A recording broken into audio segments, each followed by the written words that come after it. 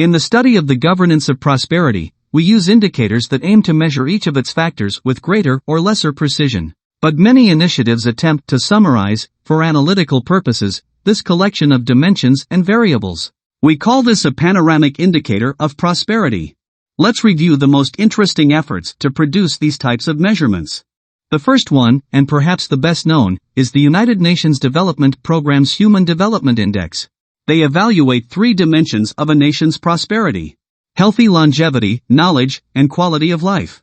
The World Economic Forum also has a panoramic indicator, the Inclusive Development Index. It includes 3 dimensions to take the pulse of a country's prosperity: growth and development, inclusion, and generational equity and sustainability.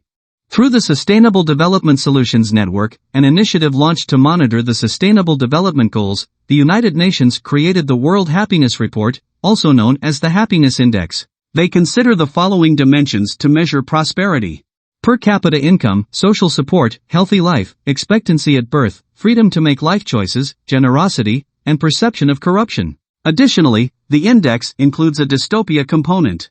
The World Bank estimates the world governance indicators, measuring voice and accountability, political stability and absence of violence and terrorism, government effectiveness, regulatory quality, the rule of law, and control of corruption.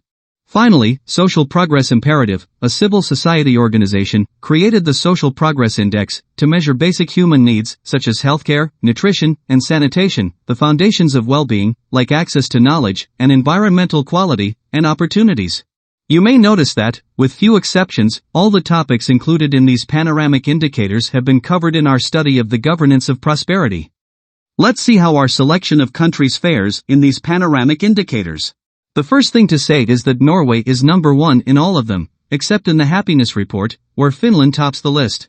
This is evidence that this country has the greatest prosperity in the world. Denmark, Finland, and Sweden also enjoy prominent places in the 5 comprehensive indicators. The first 2 are not part of our sample. This shows that the Scandinavian region is, by far, the most prosperous on the planet. Of our sampled countries, Switzerland also has a noteworthy place.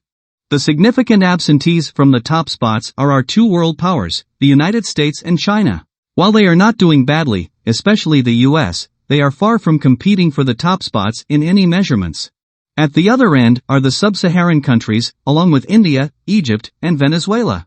Finally, it is worth mentioning Singapore, which occupies excellent places in so many topics, but in this panoramic view it isn't so outstanding. At the regional level, we include North America, just to show that they are at the top of almost all the panoramic indicators, something that doesn't come as a surprise. Besides them, the OECD and the European Union do very well in this analysis. On the opposite side, Sub-Saharan Africa is in last place in 4 of the 5 indices reviewed and before last in the other.